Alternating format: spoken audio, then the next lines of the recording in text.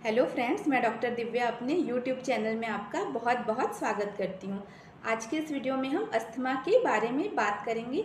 Asthma यानी दमा बहुत ही ज़्यादा कॉमन बीमारी है और हर एज ग्रुप में, इवन छोटे बच्चों से लेकर के बुज़ुर्गों तक सभी में बहुत ही ज़्यादा कॉमन है। और जितनी ज़्यादा कॉमन है ये बीमारी उतनी ही ज़्यादा गंभीर भी है, क्योंकि इसके जो सिम्टम्स होते हैं बहुत ही ज़्यादा गंभीर होते हैं, बहुत ज़्यादा प्रॉब्लमेटिक होते हैं।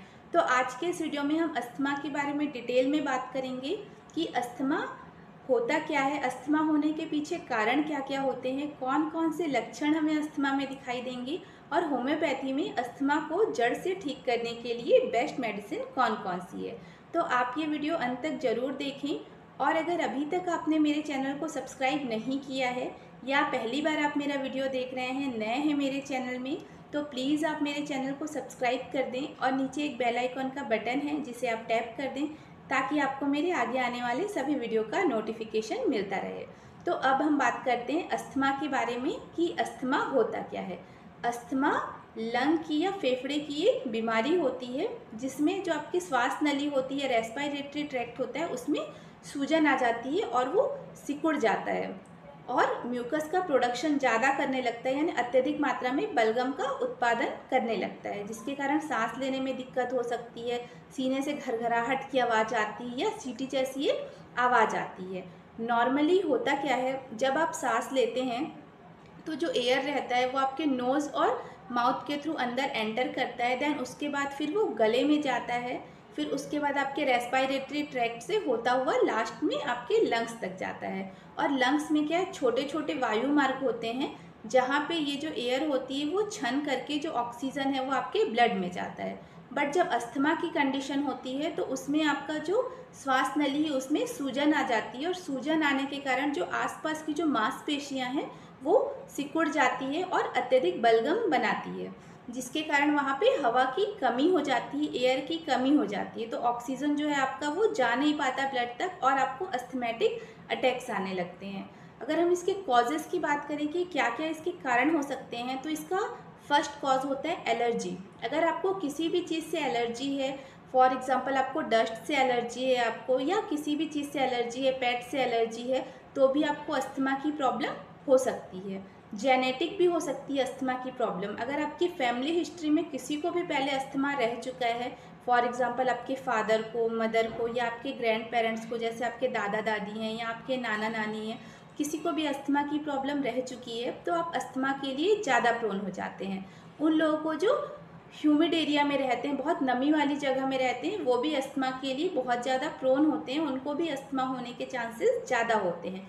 कमज़ोर इम्यूनिटी वालों को, यानी जिनकी इम्यूनिटी वीक होती है, खास करके जो छोटे बच्चे होते हैं जिनकी इम्यूनिटी बहुत ज़्यादा वीक होती है, उनको अस्थमा होने के chances as compared to other ज़्यादा होते हैं। जो लोग स्मोकिंग बहुत ज़्यादा करते हैं उनको भी अस्थमा की प्रॉब्लम ज़्यादा होने के चांसेस होते हैं। देन अब हम बात करते हैं इसके सिम्टम्स के बारे में, इसके लक्षणों के बारे में कि अस्थमा में हमें कौन कौन से लक्षण देखने को मिलते हैं। तो इसका सबसे मेन सिम्टम्स होता है सांस लेने में दिक्कत होना। सांस लेने में इसको बहुत ही ज़्यादा तकलीफ होगी, और जब भी ये सांस लेगा तो इसके सीने में घरघराहट सी होगी, सीटी जैसी आवाज़ आएगी, सांस इसकी बहुत ज़्यादा तेज होगी, सांस लेते समय ये बहुत ज़्यादा हाफेगा, तेज तेज इसकी सांस आएगी।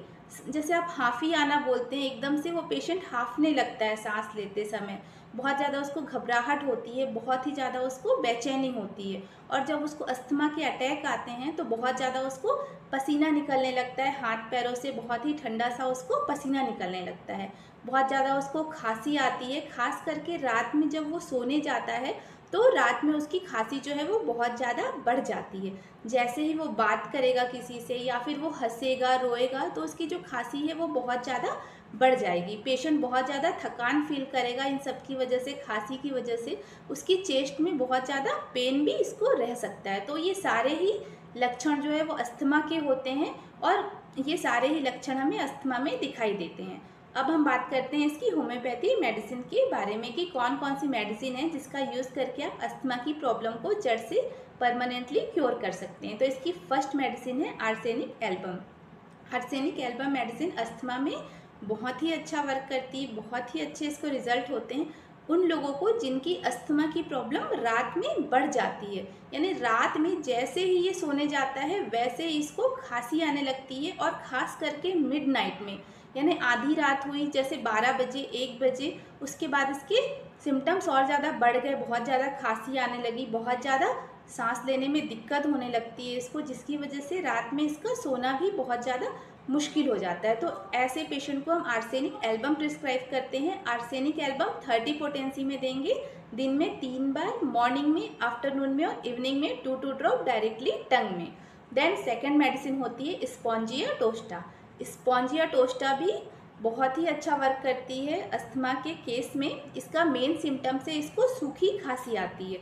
इसकी जो खांसी होगी वो लगातार नहीं आएगी, बट थोड़े थोड़े देर के गैप के बाद इसको खांसी आती है, और खांसी के साथ साथ ही इसको गले में बहुत ज़्यादा खराश होती है, सांस लेने में बहुत ज़्यादा दिक्कत होगी, और सीने में इसकी घरघराहट की आवाज़ आती है, सीटी जैसी एक आवाज़ आती है। तो ऐसे पेशेंट में स्पॉन्जिया टोस्टा यूज़ करते हैं। स्पॉन्जिया टोस्टा का एक और मेन सिम्टम्स है कि इसके पेशेंट को जैसे ही कुछ गर्म खाता है, ये जैसे उसने गर्म पानी पी लिया या उसने गर्म सूप पिया, तो उसके बाद उसके जो सिम्टम्स हैं उसमें उसको रिलीफ मिलेगा, उसकी खांसी में उसको रिलीफ मिलता है। तो स्पॉन्जिया टोस्टा को हम 30 पोटेंसी में यूज़ करेंगे, 2 ड्रॉप दिन में 3 बार। देन उसके बाद थर्ड में मेडिसिन आती है आपकी हिपरसल्फ। हिपरसल्फ भी आपकी अस्थमा की one of the best medicine है।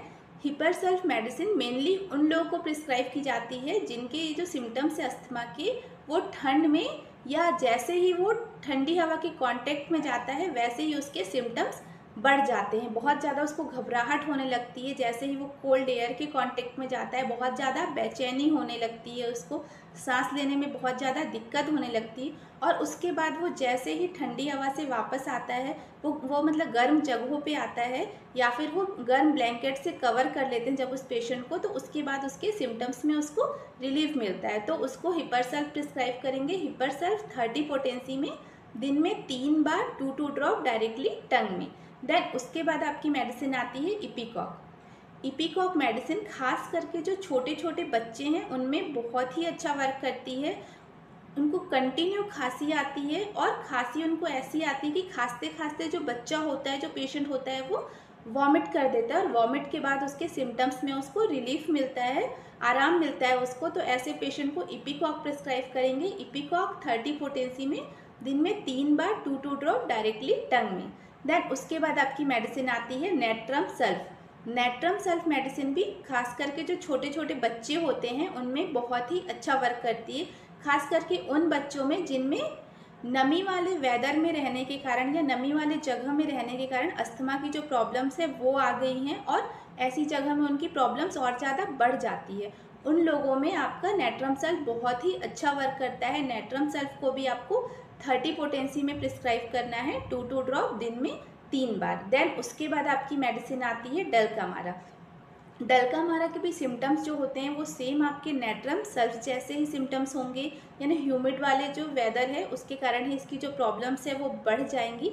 बट इसमें बच्चों की जगह जो बड़े होंगे उनको अस्थमा की इसको प्रॉब्लम ज़्यादा होगी, तो ऐसे पेशेंट में आप डलकामारा प्रिस्क्राइब करेंगे। डलकामारा 30 पोटेंसी में 2 ड्रॉप दिन में 3 बार। देन उसके बाद आपकी मेडिसिन आती है एंटीमटार्ट। एंटीमटार्ट इसकी बहुत ही एक्सीलेंट रेमेडी है। एंटीमटार्ट का जो पेशेंट रहेगा वो कंटिन्यू उसको खांसी आएगी, लगातार उसको खांसी आते रहेगी, और ऐसा लगेगा कि उसका कफ जो है वो फंस गया है, बाहर नहीं निकल पा रहा है कफ। तो ऐसे पेशेंट को आप एंटीमटार्ट प्रिस्क्राइब करते हैं। एंटीमटार्ट को भी आपको 30 पोटेंसी में प्रिस्क्राइब करना है, दिन में 3 बार, 2 ड्रॉप डायरेक्टली टंग में।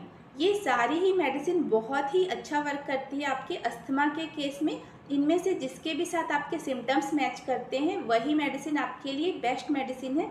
इनमें से आप जो भी मेडिसिन लें उनके साथ आपको एक मदर टिंचर यूज़ करना है। उस मदर टिंचर का नाम है एस्पिडोस्पर्मा का मदर टिंचर, और दूसरा है ब्लाटा ओरिएंटलिस का मदर टिंचर।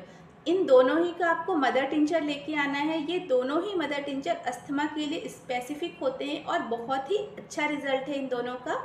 ये दोनों मदर टिंचर को आपको एक साथ मिक्स कर लेना है। जैसे आप 30 ml की एक बॉटल ले लीजिए, उसमें आप 15 ml एस्पिडोस्पर्मा का मदर टिंचर और 15 ml आप ब्लाटा ओरिएंटलिस का मदर टिंचर ले लीजिए, दोनों को मिक्स कर लीजिए। उसके बाद आप इसको दिन में 3 बार 15-15 बूंद 1/4 कप गुनगुने पानी में ऐड कर लीजिए। उसके बाद आप घुट घुट करके इस मदर टिंचर को पीजिए। बहुत ही अच्छे रिजल्ट आपको इसके मिलेंगे। तो आपको ये दोनों ही मदर टिंचर, एस्पिडोस्पर्मा का मदर टिंचर और ब्लाटा ओरिएंटलिस का मदर टिंचर, दोनों ही मदर टिंचर को एक साथ यूज़ करना है। देन उसके बाद आपको जो भी मेडिसिन सिम्टम्स के बेस पे, आपके सिम्टम्स के अकॉर्डिंग है जो मेडिसिन, वो मेडिसिन आपको यूज़ करना है। तो इसके बहुत ही अच्छे रिजल्ट मिलते हैं अस्थमा के केस में। आई होप आपको मेरा आज का वीडियो पसंद आया हो। आपको आज का मेरा वीडियो कैसा लगा, आप नीचे कमेंट बॉक्स पे कमेंट करके मुझे ज़रूर बताएं। थैंक